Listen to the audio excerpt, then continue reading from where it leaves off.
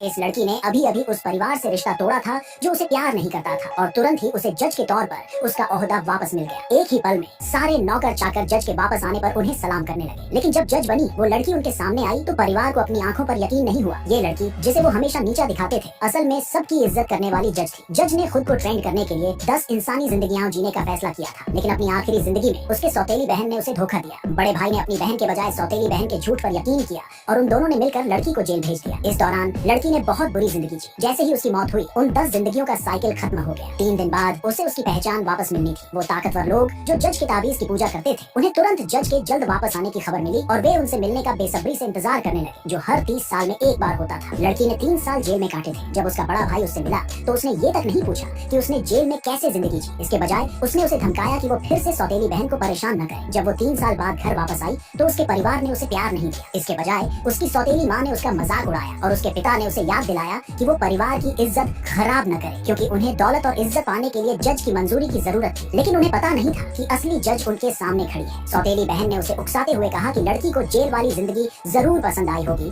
जो उसने उसके लिए तय की थी। गुस्से में लड़की ने उसे थप्पड़ मार दिया। तुरंत ही पूरा परिवार उसे बुरा भला कहने लगा। बड़े भाई ने उसका हाथ पकड़ा, लेकिन तभी उसने लड़की के शरीर पर बहुत सारे निशान देखे। जेल में उस पर इतना अत्याचार हुआ था ये देखकर सब हैरान थे। हालांकि सौतेली बहन ने कहा कि पूरी जेल उसके बड़े भाई की थी और किसी कैदी ने लड़की को छूने की हिम्मत नहीं की होगी। उसने लड़की पर सिर्फ हमदर्दी बटोरने का इल्जाम लगाया। पिता और बड़े भाई ने बिना सोचे समझे उसकी बात पर यकीन कर लिया। इस पर लड़की की सारी उम्मीदें टूट गई। जज की नजर में अच्छा बनने की उम्मीद में परिवार ने एक शानदार भेंट तैयार की। सौतेली बहन ने चालाकी से लड़की की माँ से मिली विरासत की चीजों को गिफ्ट के तौर पर देने का सुझाव दिया। ये सुनकर लड़की ने अपनी चीजें वापस लेने का फैसला किया, क्योंकि मरने से पहले उसकी माँ की वो आखिरी निशानी थी। लेकिन सौतेली बहन उसे उकसाती रही। गुस्से में जज का तेज अचानक बाहर आया और सौतेली बहन को उसकी शक्ति से भर दिया। वो तुरंत बड़े भाई के पास भागकर शिकायत करने गई कि लड़की ने उसे मारा है। बिना कुछ समझे बड़े भाई ने लड़की का कंगन तोड़ दिया। गुस्से में वो बदला लेना चाहती थी, लेकिन समझदारी ने उसे कोई बड़ी गलती करने से रोक दिया। उसने तब ऐलान किया, आज से मेरा तुमसे कोई लेना देना नहीं है। 3 दिन पूरे हो चुके थे। लड़की को पूरी तरह से अपनी शक्तियाँ वापस मिल गई। अपने जख्मों को ठीक करने के बाद उसने परिवार से पूरी तरह नाता तोड़ लिया